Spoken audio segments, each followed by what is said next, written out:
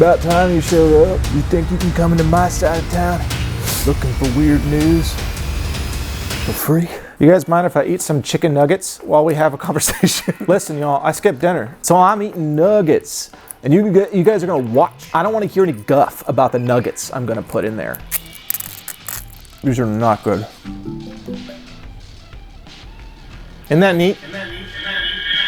Jesus. Hey there, friends and family. Welcome back aboard. Got you, motherfucker. It's happening again. We're looking for weird news. And you're gonna be there with me for that. I'm tired. For the uninformed, this is a show where we look for weird news. And that's all I wanna say because I'm sleepy. I've been seeing a few folks down in the comments talking about how I'm using not good sources for the stories and that the websites I'm going to are, at best, questionable. And I want to acknowledge that I hear your concerns. I don't care. What we're doing here is real socks and sandals. This is very cash. We're just chilling out, dog. We're going to some seedy places to find some weird stuff. These aren't gonna be credible places all of the time. I have to say that. Sometimes the discovery of how badly written the article is that's part of the fun. So with that said, we're gonna get into go jump on in.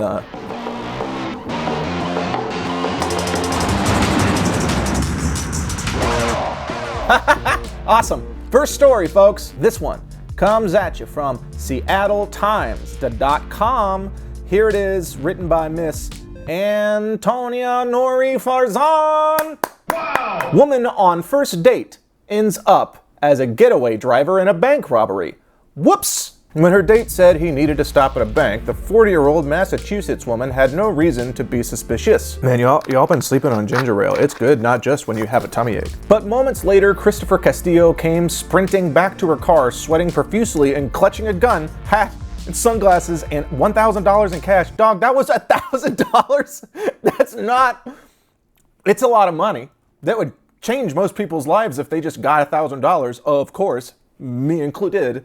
Patreon's below. But $1,000, if you're gonna rob a bank, don't just dip the toe. Get $1,000. You go higher. Dream a little bigger, boy. And their first date quickly turned into a slow-motion disaster as Castillo tangled with police officers and the woman unwittingly found herself becoming a suspected accessory to a bank heist. That is so dope. Radical. That would be such a neat thing to have happen after the fact, not during, of course. Much like my love life. That shit. I'm upset.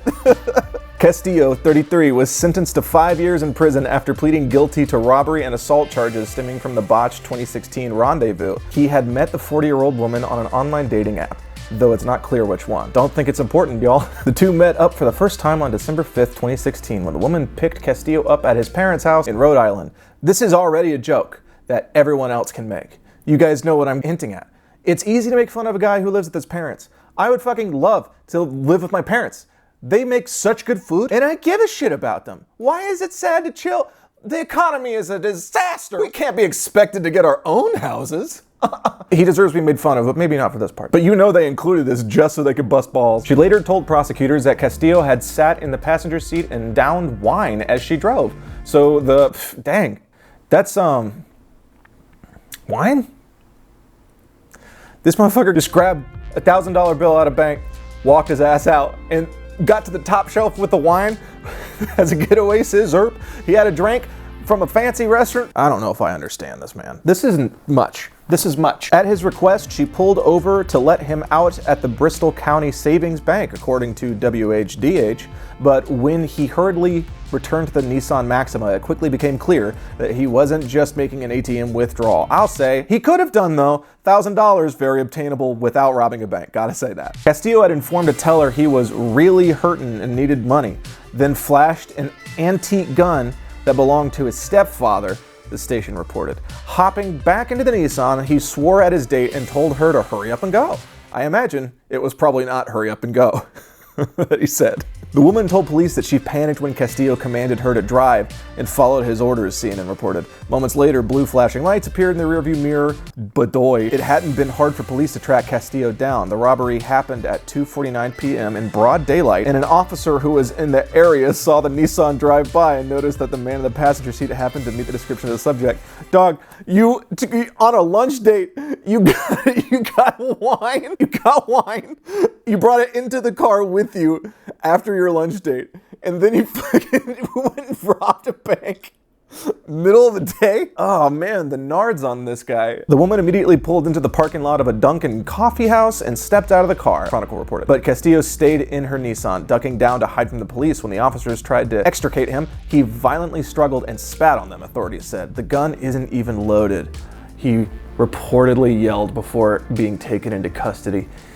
Ah, dang. You know, he was a catch until that. He's making such bad decisions, I am judging his parents. Initially, police thought the woman had been in on the scheme and charged her with being an accessory after the fact. That's a suck. She was arrested and held on $250,000 bail, according to the Sun Chronicle, but she insisted that she had never intended to be a getaway car driver, and prosecutors ultimately dropped the charges.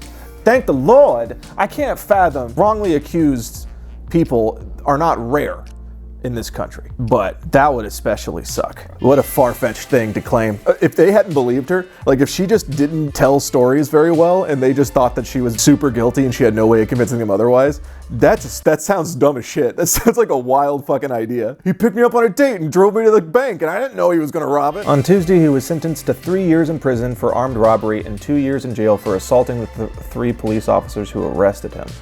The assault was a spit. Right? He took a spit. That was the assault. I think there should be a crime for tricking a girl into being an accessory to a bank robbery. I feel like that should also be an important thing to charge the man for. This is therapy. Somebody help the gal out. That's wild. I couldn't trust a single date the rest of my life. I would never pick anybody up. What if they're gonna have me be a getaway driver again without my consent? I am pleased the defendant was held accountable for his violent robbery and for spitting at the police officers. This type of lawless behavior is simply not acceptable. Also, it's a thought crime. Anyone could be a bank robber. You don't know. There's not a lot of like stereotypes for bank robbers. You especially don't think they're just gonna get sprung on you mid-date. This would rock my world, man. At least pay for therapy. Get that girl a hug and some milk. I don't even need to read this article. This is just a great headline. It's from PrussvilleTribune.com. Change your name. Alabama man postpones participation on anti-child support radio show because he's wanted in another county for failure to pay support for his own child. Woof. If this guy's punishment is anything beneath what the surprise bank robber did to that poor woman, I'm gonna piss a fitch bit. Next story. This is coming at you from Insider.com. The first person to cross Antarctica alone and unaided says he pooped his pants. It's not funny, man. They couldn't say he like soiled himself. It just feels like a way like my nephew would describe it. He pooped his pants less than halfway through and had to continue using the same underwear for 38 days. That sucked. After 15 days of pulling a nearly 400-pound sled across a treacherously windy Antarctica, Colin O'Brady was hungry, his willpower depleted. I woke up during the night feeling overwhelmed and ganged up on my defenses down. Hold up.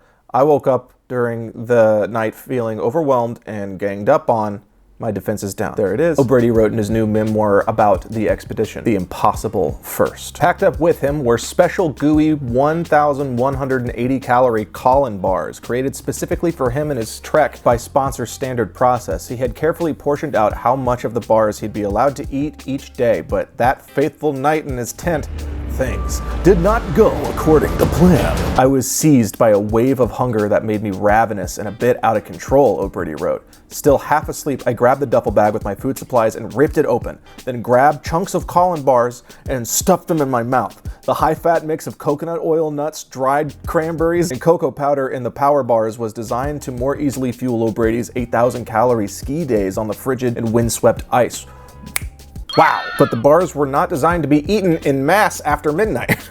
Brady probably ate about 2,000 calories worth in one 3 a.m. gorge. Haven't we all been there? Next day, he woke up feeling sick and knowing he'd have to ration what he ate that day to make up for the binge. His stomach started to gurgle even before he'd finished packing up his campsite, and he felt so uncomfortable that he pressed a hand to his belly several times as he packed his sled and prepared for another day of trekking.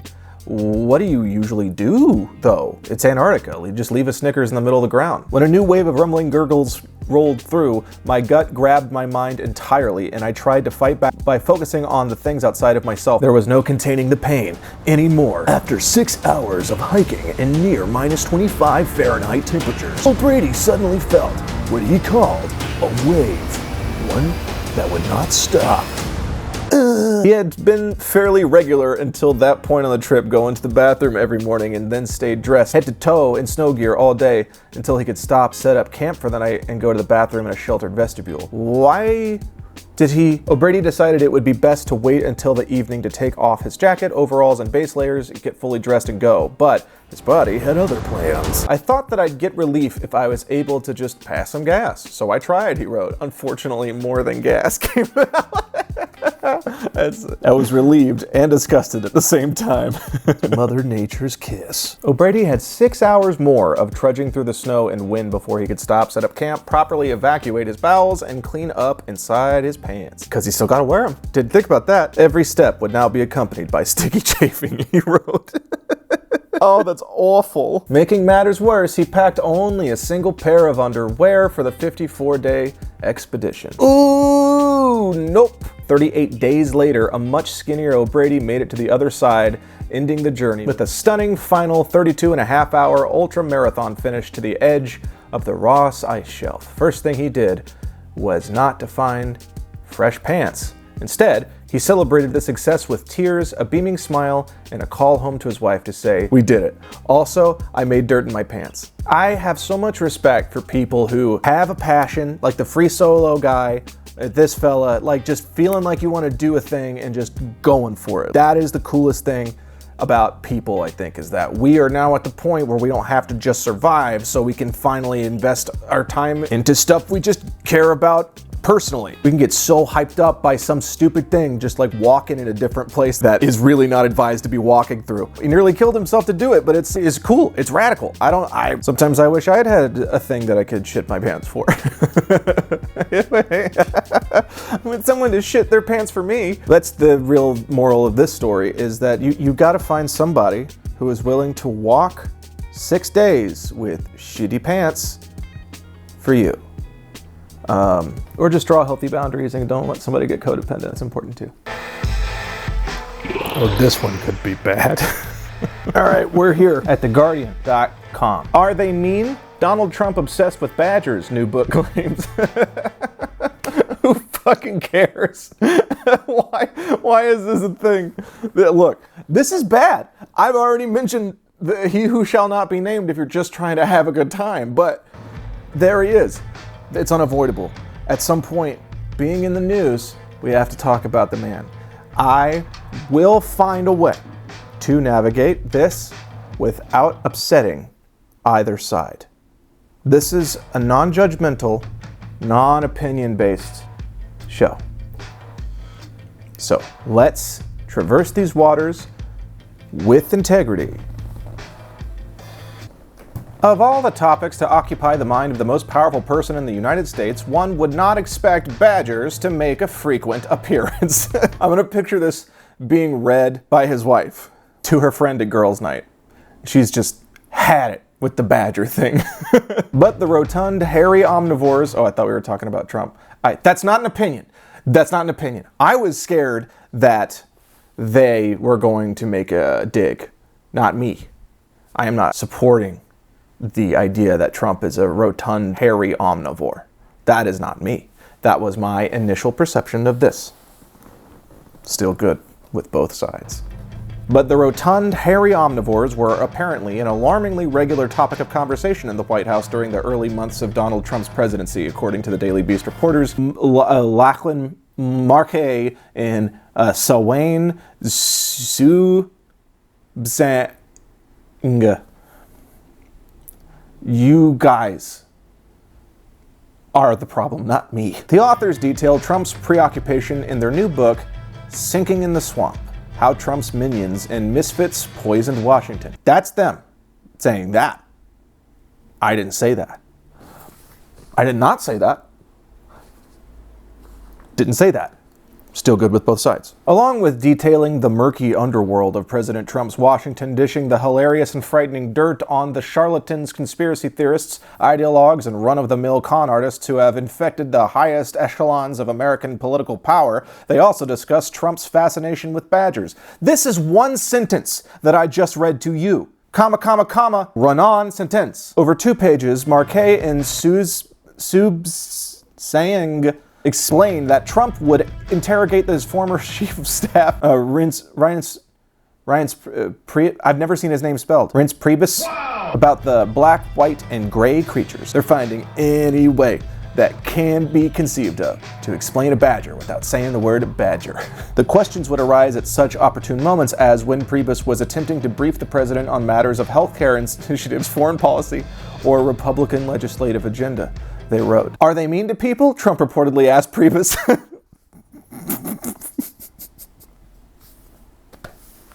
It's just so funny. It's such a funny idea. And I have no opinion about it. I'm not judging him. I'm not judging people who judge him. But can you imagine like a big room chock full of people in $1,000 suits? There are children who are dead, and there are more who are dying and currently being stomped on. And the longer this meeting goes, the more likely they are to keep on dying. Are they mean? What do they smell like? Do they think about me as much as I think about them? Where's my dad? But I'm not saying dirt about him. I'm not being blue. I'm just saying things other people would say, perhaps. Are they friendly creatures? Trump would also demand to see photos of badgers. Ask Priebus to give details on how badgers work. And wanted to know if they had a personality or were boring. Something was making my throat give sound out. It's fine that he's asking that question. I think that's, everyone's got to have a hobby, Priebus was also called upon to explain how the critters function and behave, what kind of food they like, and how aggressive or deadly they could be when presented with perceived existential threats. Marquet and Susbang, I'm not trying to be mean. Just want to say the name right. I know I'm saying it wrong, but I'm doing the best I got. You're the problem, not me, maybe. They said Trump would frequently derail important policy discussions and questions about the animals. I'm sure folks got opinions about that. An obviously enthralled president would stare at Priebus as the aide struggled for sufficiently placating answers, all the while trying to gently veer the conversation back to whether we were going to do a troop surge in Afghanistan or strip millions of Americans of healthcare coverage, they wrote. It's getting less cute, but that's fine. Maybe it is still cute. Some people would think it's not cute. Less good with both sides. Trump did not specify which of the 11 species of badger he especially wanted to understand. But given he appeared to be obsessed with the animal due to its association with Priebus's home state of Wisconsin, it was most likely the American badger, scientific name Taxedia taxus, that commanded his attention. Is that a real badger name, or is this commentary on taxes? That's not a thought I'm having, as if that would be an appropriate thing to comment on. What I'm saying is, it's literally tax idea, tax us. That can't be. Right? Well, let's ask Bang, see what she's thinking about. Excuse me, Bang. That's the name. That's the name of the badger. How about that? Wisconsin is known as the Badger State less for the animal, which is found in many U.S. states, than for its mining history. In the early 1800s, iron ore miners in the state would live inside the caves they were digging and become known as Badger Boys or Badgers. Oh, that neat. How about that? The European badger, which is found in the UK, lives in a system of underground tunnels and chambers called a set. Some sets have a section that is used as a bathroom. Right. That's the end of the story. That's the end of the article. We learned nothing. We didn't gain any, we didn't benefit at all. We didn't benefit at all from any of this information. This whole thing is ass. Devil's advocate, I want to know more about badgers too. They're neat. So, you know, that's what I can agree with. Not that I don't agree or imply that anyone should or should not.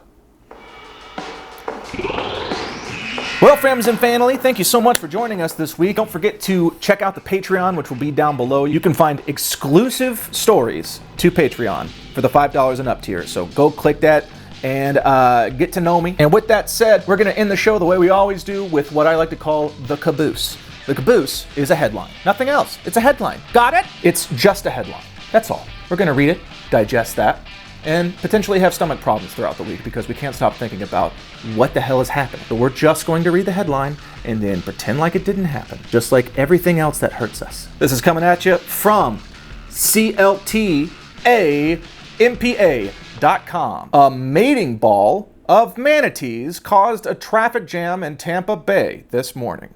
Thank you guys so much for joining us, and I have no outro, so stay well, stay good, do well, do good. Now beat it. It's not gonna work. I'll change it. We'll find some outro for us.